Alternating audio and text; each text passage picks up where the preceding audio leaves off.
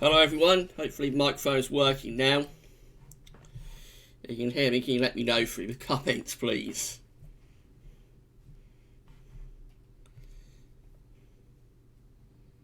That's great, thanks very much for letting me know.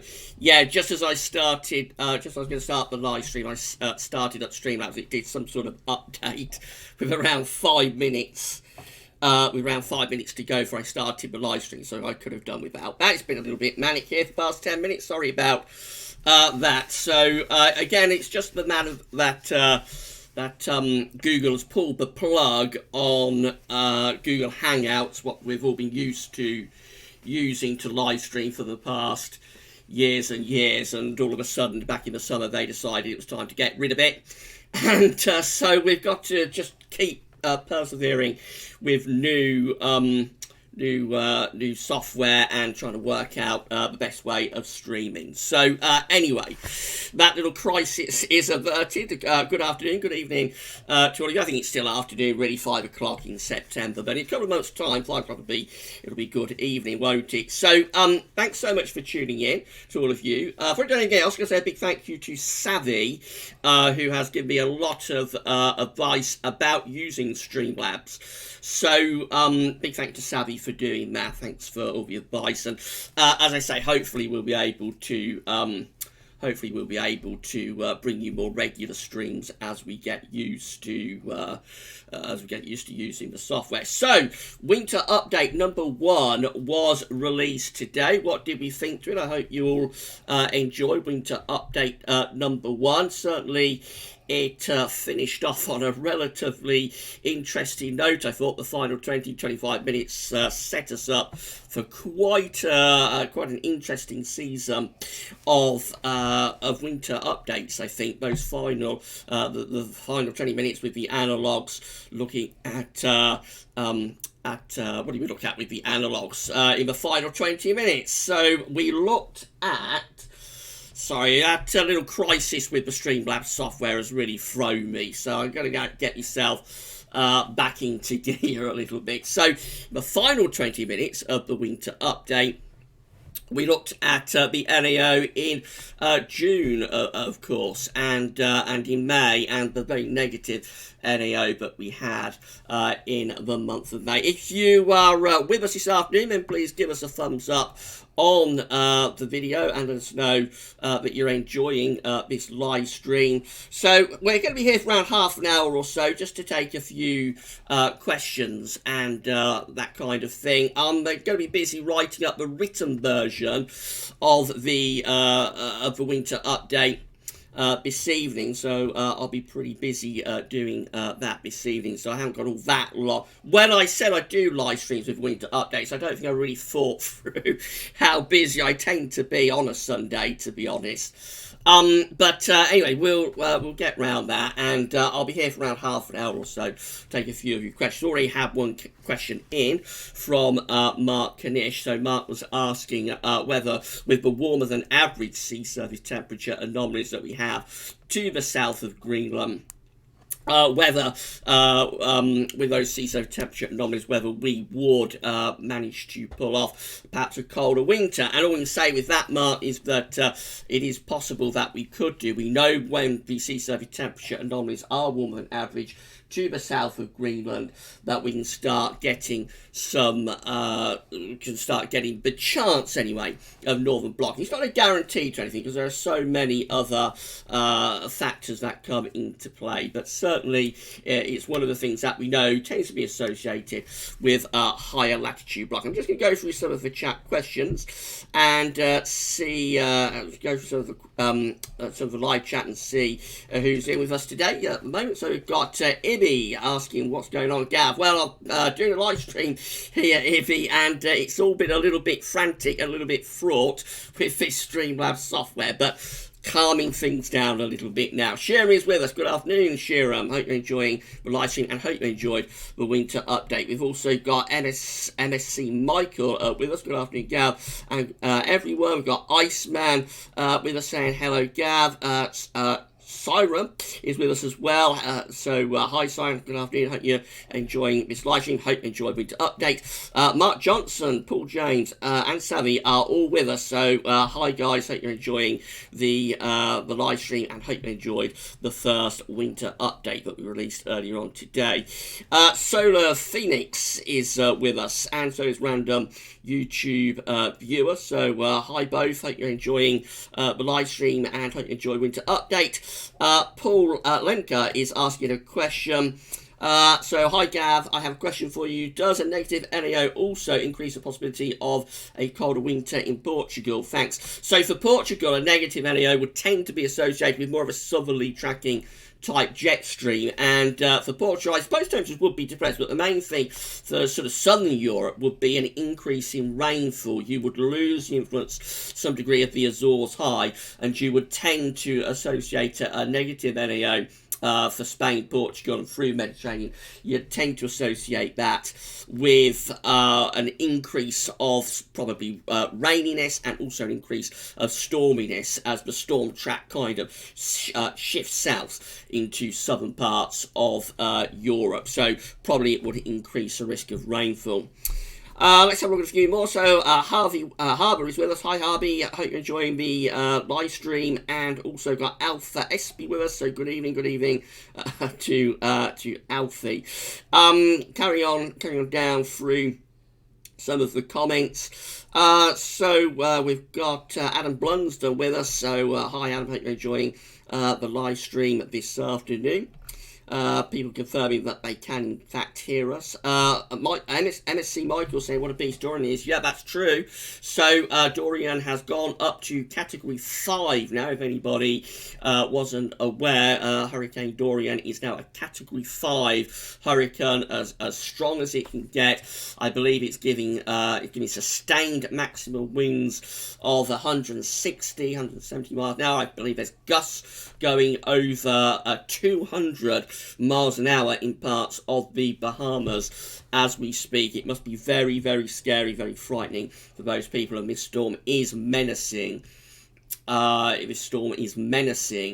Florida as well in a day or two's time. So everyone stay safe over there if they can, hopefully, anyway. But yeah, that's a really, really devastating storm now, Hurricane Dorian. It was clear yesterday when we looked at it in yesterday's video with the forecast wind gusts that it was sort of getting perilously close to going up to category 5 type status, and I'm not at all surprised that this has powered up to a category 5, but it's a real monster storm, Hurricane Dorian. Things generally are becoming very, very lively now through the tropical Atlantic. We have I saw a chart earlier on today from a National Hurricane Centre. We have something like 4 disturbance areas, I think, now with Hurricane Dorian, 4 areas of interest that might develop into tropical storms or hurricanes. So I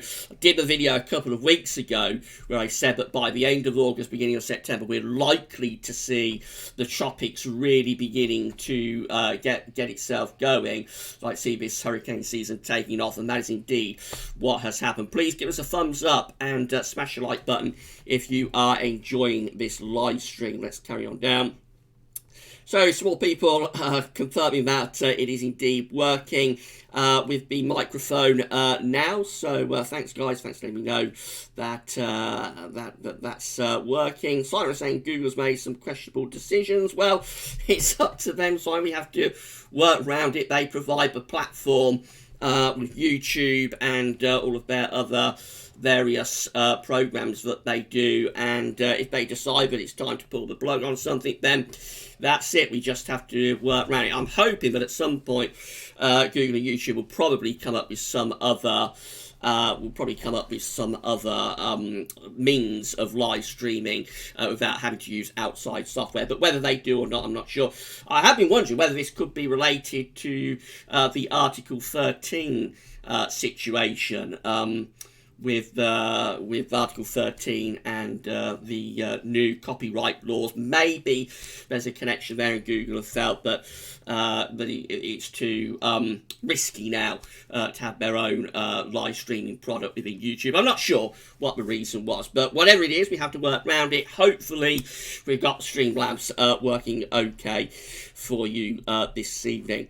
Moving on down, so we've got Paul James confirming that he really enjoyed the winter update. So thanks, Paul. Thanks for letting me know that you enjoyed this first winter update. It's the first of a long season of updates. We'll be doing a winter update every week, going all the way down to the end of November, and then we'll release, as I said at the end of the first winter update, we'll be releasing the forecast. The winter 2019-2020 forecast will be released on the first day of December, so we already have that penciled in.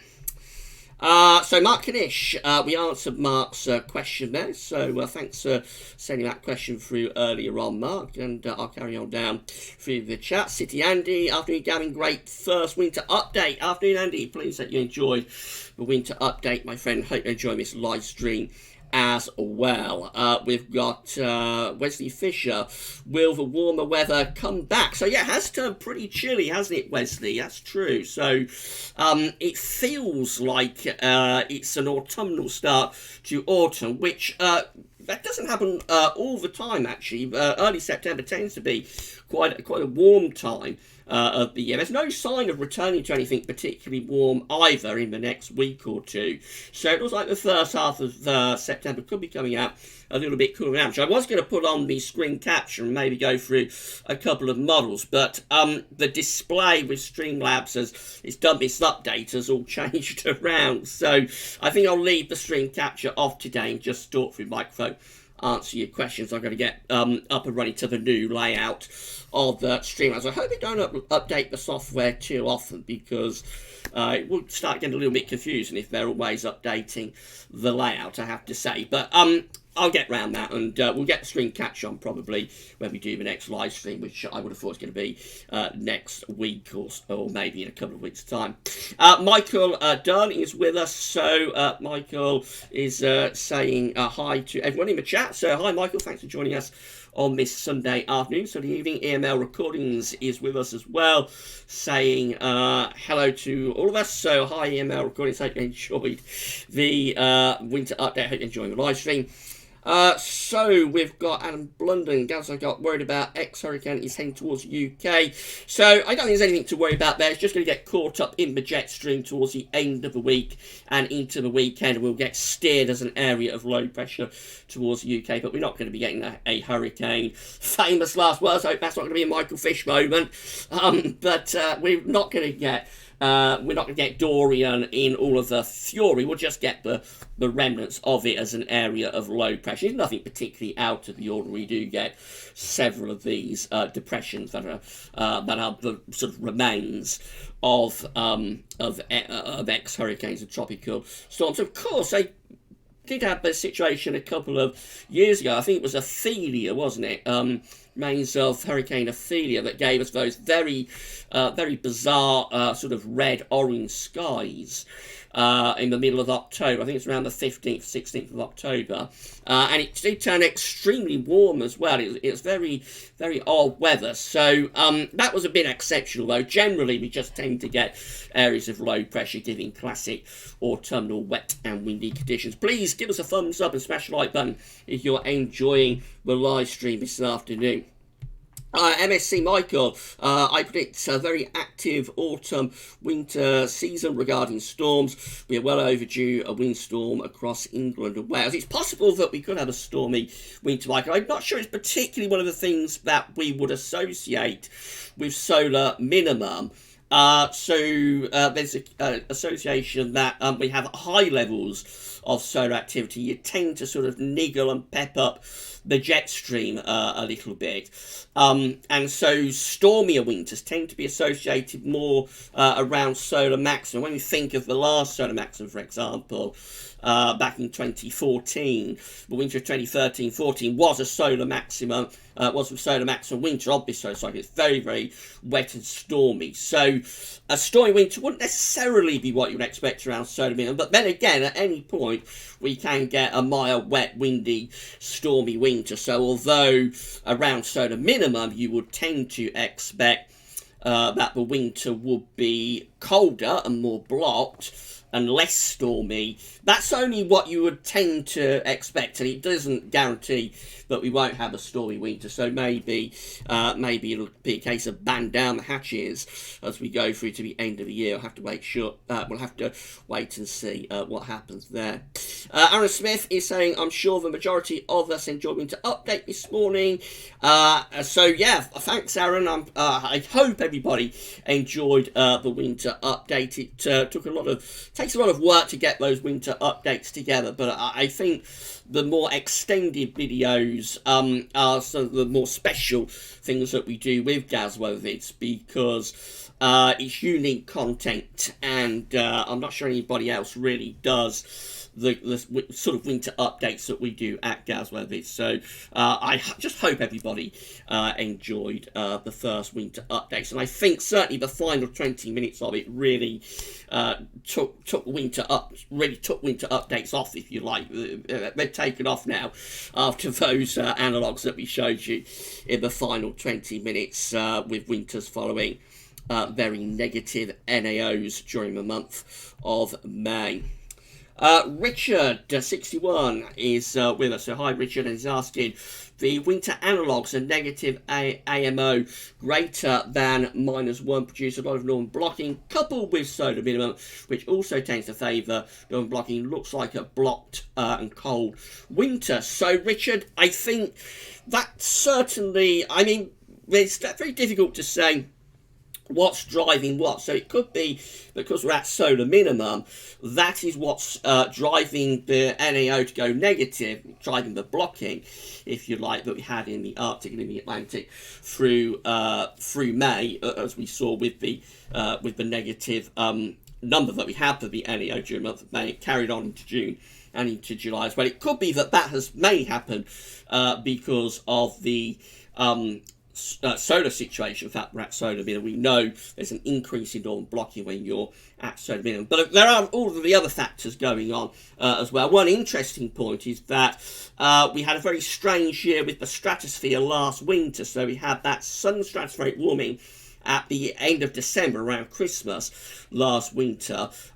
It was a big warming, but it never really seemed to propagate down into the boundary level of the troposphere for some reason, and so we didn't really get the response in the troposphere in terms of blocking that you might expect after such a big sudden stratospheric warming. Then after that, we sort of saw the polar vortex powering up. The stratosphere went very, very cold in the latter part of the winter and into the early spring. March had a very, very strong polar vortex, had a very, very cold stratosphere. And then as it came to its natural end, as it always does at the end of the winter and going further into the spring, I think because it had gone so very extremely cold with the stratosphere, the polar vortex got so strong during February and into March. As it came to its end, we kind of like almost got a sudden stratospheric warming type effect within the atmosphere. Although we didn't have a sudden stratospheric warming at the end of the season, the end of winter into spring, the effect of just the decline, the seasonal decline, if you like, that you always get in the spring of the cold stratosphere, the polar vortex, that decline almost had an effect of a sudden stratospheric warming, and we seem to set up northern blocking. So that could be one reason that we have these high levels of northern blocking. And there are various other factors as well. The sea surface temperature anomalies in the North Atlantic moved into a much warmer phase. That's kind of associated with a negative NAO as well. So yeah, there's various factors at work, but definitely we know, Richard, that when we're around around this period of solar minimum, and indeed just afterwards in the early part of the new solar cycle, in the first couple of years of the new solar cycle, it does tend to be associated with northern blocking. Let's see if we can move down through some more of these comments. So Robert Weather is confirming that we've got sustained 180 mile an hour winds with Dorian and gusts going to 220 miles an hour. So this is such a severe storm. Category 5 is as bad as it gets. And it's really serious what's going on there. Wesley Fisher got family in Orlando, so just hope everybody stays safe there. Wesley, latest forecast, I think, is to run it up the east coast of Florida rather than taking it into inland into Florida, but that's only a forecast, and I suppose it's subject change. Got 60 watching now, so hello and thank you for tuning in on this Sunday afternoon, early Sunday evening. Give us a thumbs up, smash the like button if you are enjoying this live stream. Let's carry on down for a few more of the comments. So, MSC Michael saying another tropical development in the East Atlantic, which could track north to northwestwards. Yeah, the tropics are definitely coming alive, Michael, and I expected that this would start to happen. It is happening, so it's going to be all eyes on the tropical Atlantic over the next few weeks, I think. We could be going into the most active part of the season, but we'll have to wait and see about that. Freddie Walker, doesn't everything seem to be lining up? Low solar activity, warm water south of Greenland, East Cubio by winter, tripole in Atlantic in June. Surely we can pull off a cold winter. Can PDO ruin it? So, Freddie, there are factors that are at this very, very early stage. Remember, this is a very, very early stage for the winter updates. We are only at winter update number 1. But at this early stage, it does look as though there are several factors that would probably suggest we could be inching towards a colder winter outcome. But I always like to go into these winter updates with a clean slate. I never like to prejudge anything, because if you're doing that, you will sort of lead the evidence. I always like the evidence to lead me, so I like to build a picture up forensically and go through each of the things that we look at forensically and see where that where it finishes up. So I don't like to go in with a preconceived notion about what any season, particularly true for winter when we look at so many competing factors.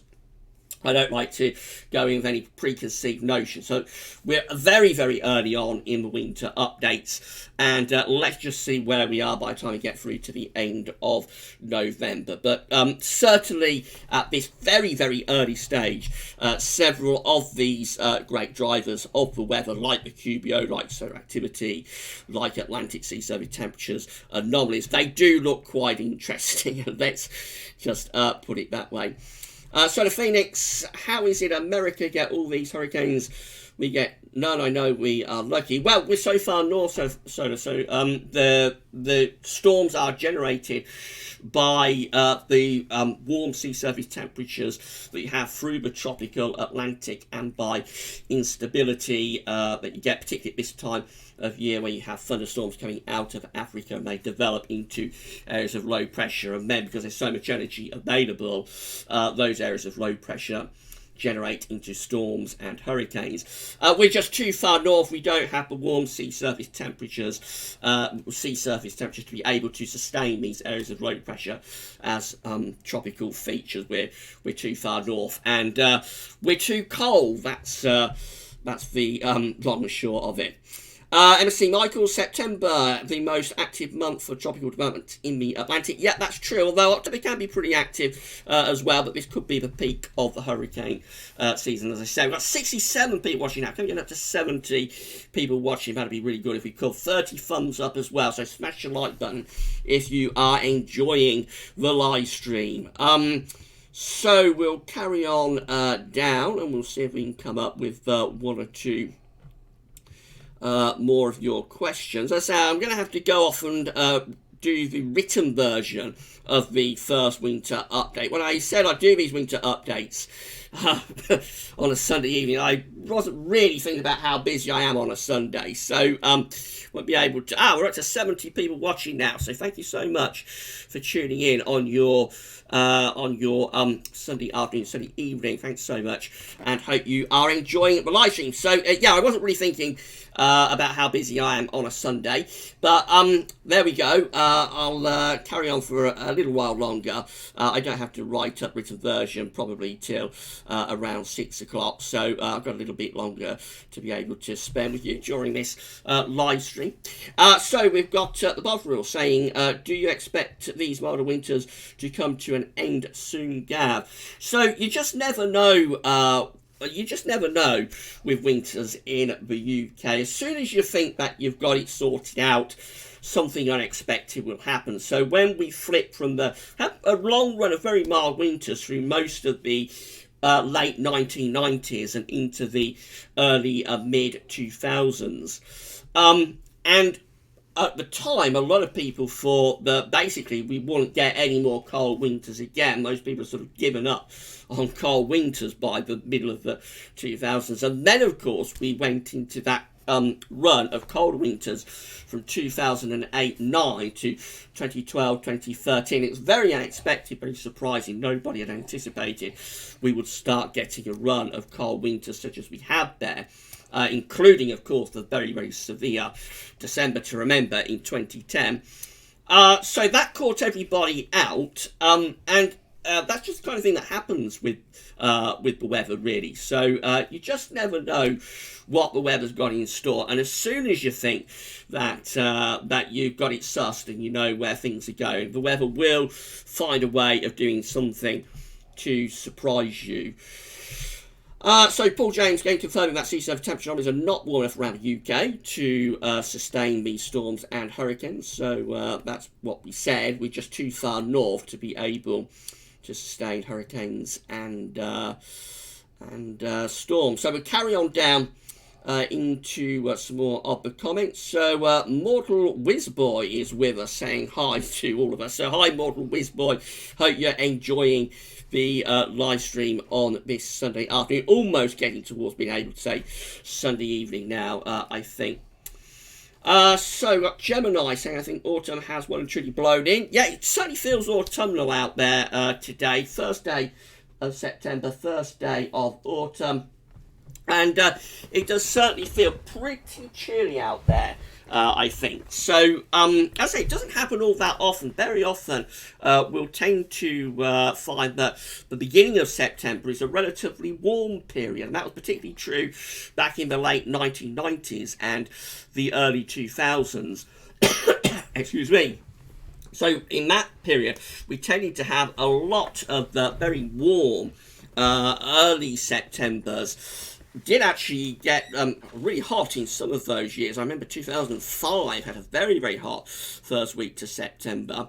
So, yeah, you just never know, really, what's going to happen in September. It tends to be a warm period, but this year we're doing things a little bit differently. Whether that's a sign of anything interesting happening later on, have to wait and see, but at the moment this September does feel just a little bit different. Again, we're around 70 people watching, so hello and good afternoon to you. Thanks for tuning in on this Sunday afternoon. We're up to 71 watching now, so thank you so much for tuning in on this Sunday afternoon, almost Sunday evening. I've got 33 likes. Please give us a thumbs up if you are enjoying this live stream. Savvy is telling me how to screen capture, so thanks Savvy for doing that. I'm going to leave screen capture off for this one. I've had a pretty stressful afternoon getting this live stream up and running, but we'll get screen capture going, I think, when we do the next live stream, which I'm hoping is going to be on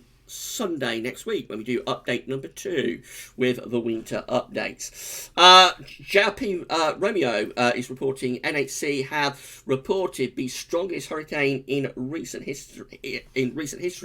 913 millibars, 180 mile an hour category 5. What a monster Dorian is. And to think, actually, a couple of days ago, around 4 or 5 days ago, this was only forecast, I say only, but all things are relative, is only forecast to be around a category 2 hurricane, I think. So it really has powered up very, very dramatically, to say the least. Let's run down through a few more. So we've got Katrine with us. Could the tripole in the North Atlantic become more defined with the colder section increasing? The idea with this, Katrine, is that when you have that tripole in the month of May, the warm over cold over warm, when you have that, you will tend to see a re-emergence of it as you get to the winter. I'm not sure why May is such an important month for this, but that's the idea behind it. So the fact that it's kind of fading away, the tripole signature in the North Atlantic has kind of faded away, which shows you that with sea survey temperature anomalies that we did in the first part of the winter update. We don't really have much of a tripole now. We've just got generally quite a warm Atlantic Ocean. But the idea is that the tripole should start to re-emerge as we get closer towards the winter and go into the winter. So that's the idea. So yes, we should, if the theory holds true, we should start to see that section, that colder mid-section of the North Atlantic expanding and developing, and possibly what we'll be looking for is to see if we get it going more towards the eastern seaboard of America, because it wasn't quite in the right position for a tripole. Actually, it was a pretty good tripole, but the one thing that was missing was that you will tend to want, for a sort of colder winter, you would tend to want cold and average sea surface temperature anomalies from Newfoundland, and then going down that eastern coast of America. So let's see if we can answer one or two more. So Solar Phoenix is saying it's funny how recently weather people seem to add names to a weather system. So I think this is talking about the storm naming that we're doing with our areas of low pressure. My own view is I don't particularly like storm naming for the UK, but there we go. It's the way things have gone, and I don't see that going away anytime soon. So yeah, it'd be interesting to see what this season's names are. I'm waiting for a Storm Gav or a Storm Gavin to appear when UK Met and Met Aaron announce their storm names, but we shall see. It will be revealed quite soon, I would have thought. So just go through the chat again. I can't answer everybody's questions, so if I don't manage to answer your question, then sorry about that. We've got so many people asking questions with this live stream, but I just haven't got, I just can't answer everybody, but I'm going to try and answer as many as I can. We'll be here until, I think we'll be here until around 6 o'clock now, and then I'll have to go off and write up the written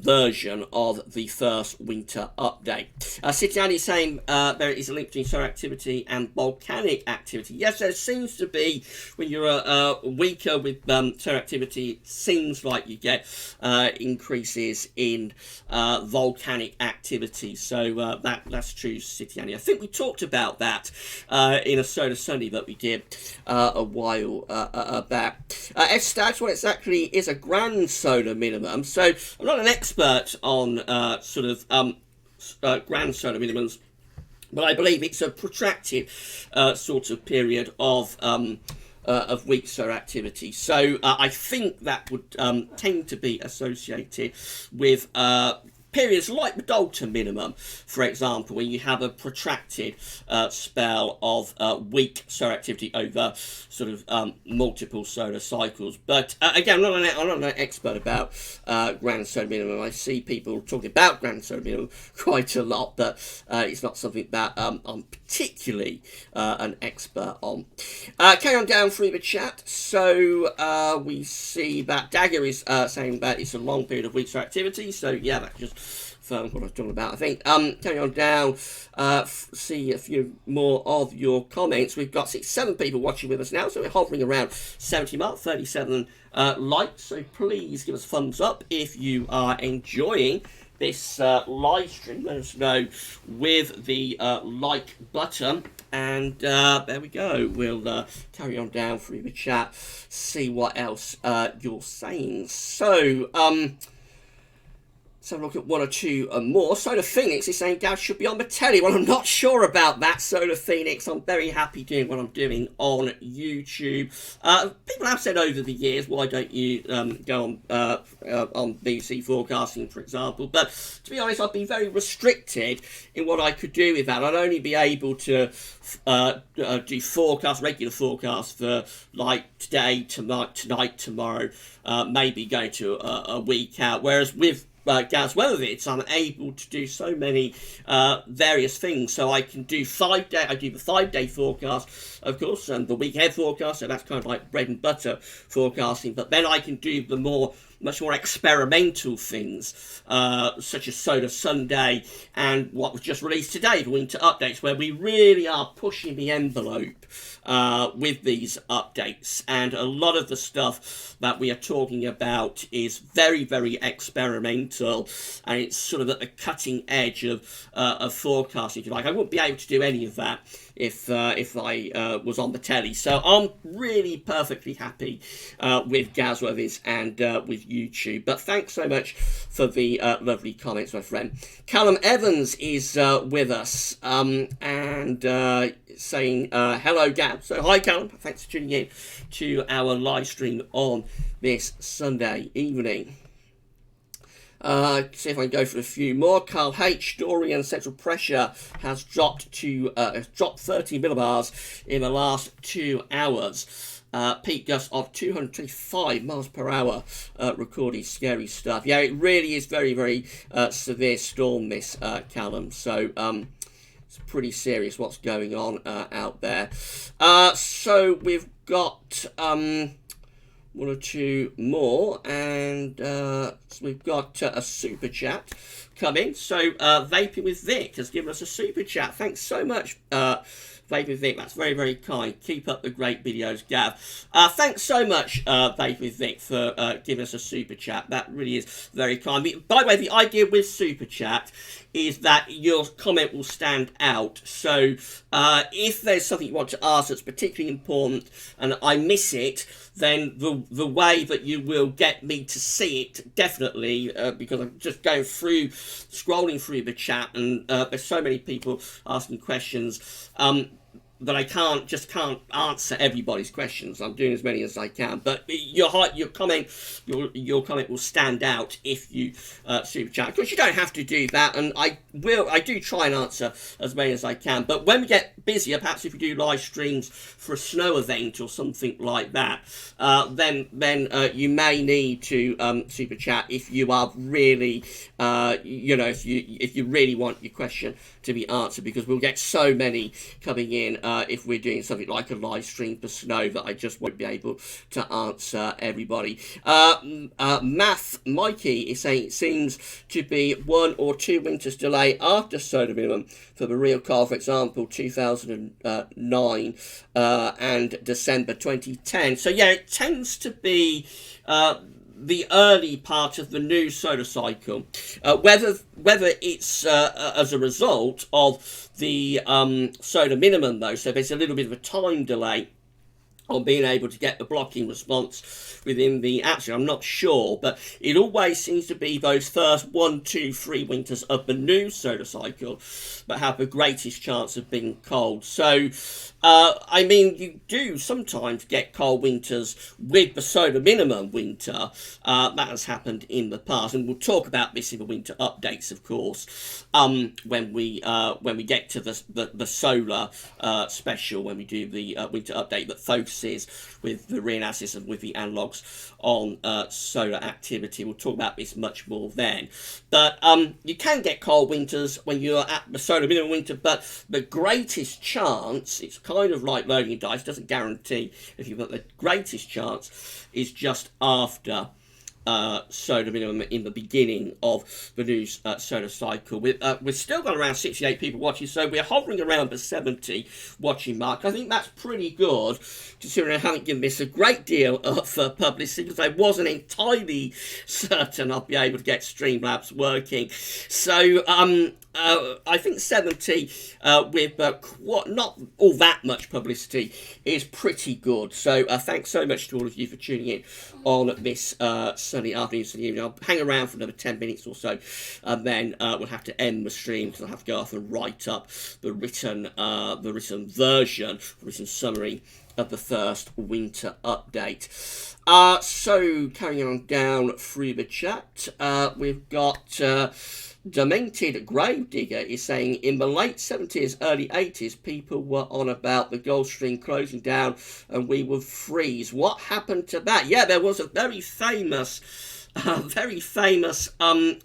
in the 70s and early 80s. I was born in 1977, so I can just about remember this in the early 80s. There was a scare in the 70s and early 80s about a new ice age emerging. What happened to that? Well, I'm not sure. I suppose it was supplanted by global warming and climate change and all that kind of thing. But yeah, about 30 years ago, everybody was talking about a new ice age emerging. I suppose the idea was that we had it so cold through the 1960s. That was a very abnormally cold decade for the 20th century. And the 70s also had some pretty severe winters, not necessarily in the UK. Our winters in the 1970s tended to be quite mild until the end of the decade when they got colder. But in America, there were some ferociously cold winters in the middle of the 1970s. And I suppose that's where the theory came from. But quite what it was based on, I'm not sure. So we'll move down through the chat, and we'll apparently there was a Storm Gareth at some point, Siren is saying. So there's never been a Storm Gav email, I don't think we've ever had a Storm Gav. We'll go down through a few more of your chats. Neil Smith is asking, hi Gavin, thanks for the first winter update, looking forward to next week. Next week we're going to pick off exactly where we left off with this week's winter update, Neil. So we shall look at more NAO data next week, and this time we'll be looking at June's that had an NAO of -1 or lower. So the first winter update ended with May's with an NAO number of -1 or lower. Next week's second update will look at June's that had an NAO number of -1 or lower. And that will be the very first thing we look at in the second winter update as well. So it kind of like just be a direct follow-on, which is something that I enjoy doing with these winter updates. I'd like to be able to connect one update to another. Now I've got 72 people watching. Thanks so much for watching us on this Sunday afternoon, Sunday evening. Can't believe it, we managed to hold around 70 throughout the nearly getting on for an hour we've been talking about, and 43 likes. So big thank you to all of you for watching and for liking. Please give us a thumbs up if you are enjoying this live stream. Wales Grand Solar Minimum Channel. Hello Gav, do you think we will hit Dalton minimum levels? So the NASA forecast for Solar Cycle 25, we talked about this in Solar Sunday. The NASA forecast for Solar Cycle 25 has a range that the low end of that range would probably take us to Dalton minimum type levels. That's not what they're forecasting though. They're forecasting a mid-range, an average outcome if you like, but it's very similar to the current solar cycle number 24. But if we was to fall short of that mid-range, we come out at the low end of the range, you see what I mean? And that's actually what happened with solar cycle 24. There was a range of outcomes when they did the forecast for solar cycle 24, but ranged from quite an active solar cycle all the way down to the kind of level we've been at with this solar cycle. So if we do that again and we come out with solar cycle 25, It's very complicated without any charts to explain it. But if we was to do that again with Solar Cycle 25 and come out at the low end of the range, then that would actually take us down into Dalton type levels. So cycle 25 is going to be very, very interesting, I think, to see what happens with this solar cycle. Will we stick at around solar cycle 24 levels, or will we fall short and drop down into a Dalton minimum type level? It will be really, really interesting to see what happens with solar cycle number 25. There are a few forecasts out there as well. They're going for quite an active solar cycle, more active than solar cycle 24. So all eyes will be on the solar cycle in the next few years, I suppose. So we've got Croft Weatherman. Love your brilliant videos. Thanks for all your hard work. Thanks so much, Croft. That's a really lovely comment. Thanks so much for that. And we've got City Andy. Will you be doing any live streams with Quantum this year? So I haven't spoken to Quantum about doing live streams, but I'm sure we'll get something set up when it's warranted. So maybe if we come up to a snow event or something particularly interesting or unusual is happening, we'll try to get something set up. Of course, it is all complicated by Google pulling the plug on Google Hangouts. So quite what the means would be that we would do a joint live stream, I don't know. I don't think you can do it through Streamlabs, so we would probably have to do something else. And we haven't really spoken about that. But in theory, yes, definitely would like to do more live streams with Quantum in the future, Andy. So we've got, I'll just answer a few more, and then as I say, around 10 minutes, we're going to have to sign off on the live stream, because I'm going to have to go off and do the written summary of the first winter update. So we find that Tom Burnett is asking, hi Gab, just out walking the dog, cracking job you're doing, are you able to do audio versions, example podcasts of your video? I'm not sure, Tom, what you're asking with that. So are you able to do audio versions, example podcasts of your video? I'm not sure, Tom. If you could sort of clarify what you mean with that, that would be helpful. Carrying on down, twisted weather, neutral or La Nina. So it looks like we're favouring ENSO neutral. Looks like we're going to be favouring ENSO neutral for this winter. But there is, again, a range of possibilities with that. So we always like to wait until quite late on before we call where we're going with ENSO. So at the moment, it looks like it's going to be an ENSO neutral winter. We do have colder sea surface temperature on this through the equatorial Pacific Ocean, though. So it's sort of inching its way ever so slowly towards what looks like it could be a very weak La Nina signature. But I think it's going to be ENSO neutral, but I don't want to call it yet because it's still quite early on that. So favouring ENSO neutral, but we might get a weak La Nina. There's not a lot of support at depth for La Nina, though, so there's no particularly cold subsurface area of subsurface temperatures. So I think that's the reason we're probably going to be favouring ENSO neutral, but we shall see. That might change over the next couple of months. And of course, we keep a very close eye on ENSO throughout the whole of the winter updates. VK24, hi Gav, is Southern Hemisphere SSW going to impact SOI index? Southern stratospheric warming is rare for them. So I'm not sure about that, VK. Actually, that's one of the things I'm not particularly sure about when it comes to southern stratospheric warming occurring over the South Pole. So it's going to be interesting to see what happens with that. That's something that I'm not sure about at all, what, if any, impacts that would have on the Southern Oscillation Index, on ENSO, whether it would have any impacts on the Southern Oscillation Index and ENSO. Again, it's going to be interesting and fascinating to see how that evolves. But yeah, I am aware of that southern stratospheric warming that's taking place over the South Pole, and as you say, it is very unusual.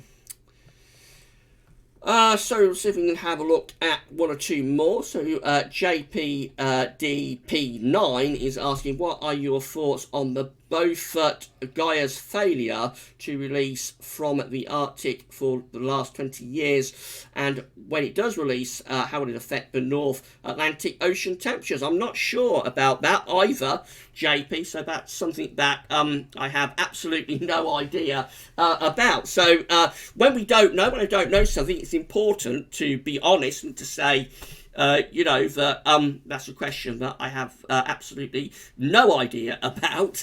And there we go. So if anybody does know about that, please let me know. So it's important when we don't know to say that that's the case. We don't know. And on that, I have really no idea about the Beaufort Gyre's failure to release from the Arctic in the last 20 years. We've got Daniel Rees saying, love snow, hope you have loads in Wales. So a lot of people tuning into winter updates are tuning in because they would like to have a colder winter. We are aware of that, but we never let that lead us with the forecast. The forecast is always an honest assessment of what we think is the most likely outcome. Remember, there can never be a guarantee with any forecast beyond sort of a couple of days, I suppose. And even then, things could go awry. So it's always just looking at what is the most likely scenario, the most likely outcome for any season. But I know that a lot of people are tuning in to the winter updates because they would like a colder winter, and one of these years we will get one. But will this winter of 2019-2020, be the one? We'll have to wait and see. Just answer a couple more, and then it'll be time to sign off on the live stream. Still got 60 people watching even now, and 49 thumbs up. Can you get us to 50 thumbs up before we sign off? That would be really, really cool if we could get to 50 likes. So we've got Cameron Kane asking, have you study weather forecasting at school, college or uni? Do you have any advice to get into the industry? No, Cameron, I've got no formal qualifications for meteorology. Of course, I did the basic stuff at school, but I've got no formal qualifications in meteorology. I'm completely self-taught.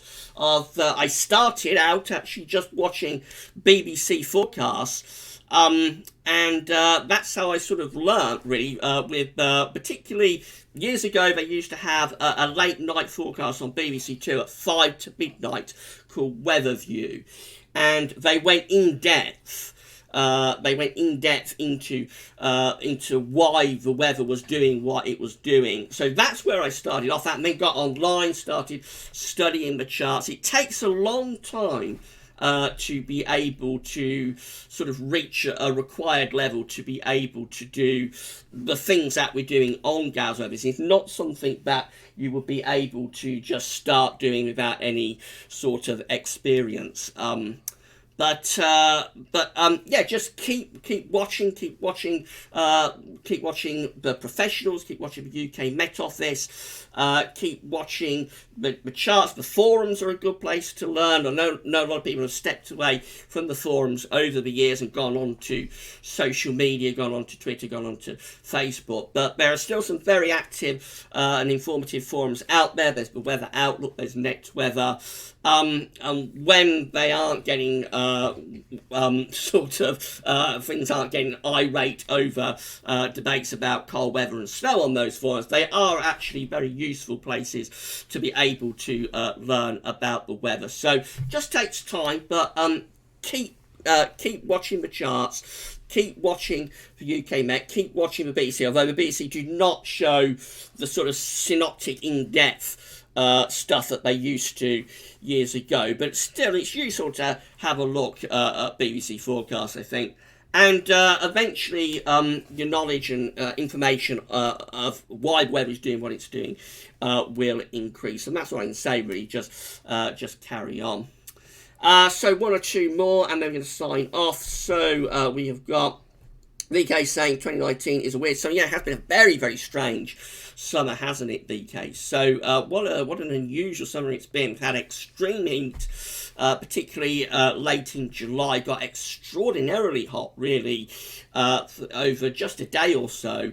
And then I remember, I think it was on the Thursday, wasn't it, that we got to that new temperature record into the 30s. Here, where I am in Northampton, was at around 37. It's our hottest day, I think, here since 1990, since early August 1990. And then within around 4 days, by the Sunday, the maximum temperature was 14 degrees here, and it was pouring with rain. So I've never known such an extreme sort of contrasting summer really as we've had. It has been very, very unusual summer indeed, but overall it's come out as a pretty warm summer. Aaron Smith is asking, when are you doing the summer forecast verification? So that will be up within the next week, I would have thought, as soon as they get the stats updated, climate averages page updated at the UK Met, so we can see what the temperature and precipitation anomalies were for this summer across the UK. Will bring about. I think the forecast has done okay. We sort of picked out the right direction of travel, which was for it to be a warm summer. Wasn't as hot as we was expecting, particularly the middle 2 weeks of August. Middle 2 weeks of August went away from the forecast quite a lot. But I think that the broad trends kind of okay. So June, we said that's likely to be quite a mixed sort of month. July, we said, would get hotter, and then was expecting that heat really to peak in August. So if that heat wave had happened in the last week of July, had happened in the first week of August, then I think it would have been a pretty good forecast. But I'm not overly unhappy with the summer forecast. I think we got the direction of travel about right with this summer. But of course, we'll know when we can evaluate the forecast, and that will be within the next week, I would have thought. So I think that's pretty much about it. We're at 6 o'clock, so I think it's time to sign off there. So thank you so much for tuning in. We've still got 62 people watching even now. We're just short of 60 likes. If someone would like to give us a thumbs up, get us 60 likes, that'd be good. But I think this has been a pretty decent first attempt at regular live streaming. Of course, we've done 1 or 2 test runs with Streamlabs, but this is our first sort of major live stream. Was a little bit fraught at the start on my end, I have to say, but we got over it. We recovered. So thank you so much for tuning in on your Sunday evening. Hope you've enjoyed it. Hope you managed to answer as many questions as we can. I know I didn't get to answer everybody's question. I would have liked to be able to answer everybody's question, but just had so many coming in that I have to scroll down through the chat and pick out the ones that I can see. But there's going to be people who didn't get the question answered. Sorry to all of you that didn't. Thank you so much for tuning in on this Sunday evening. And we'll be back next week, I think, for a live stream that's following winter update number 2. And with that one, I hopefully will be able to bring you a little bit of screen capturing as well. But at just over an hour, I think we talked about around an hour. At just over an hour, thank you so much for tuning in on this Sunday evening, and enjoy the rest of your Sunday. Bye-bye for now.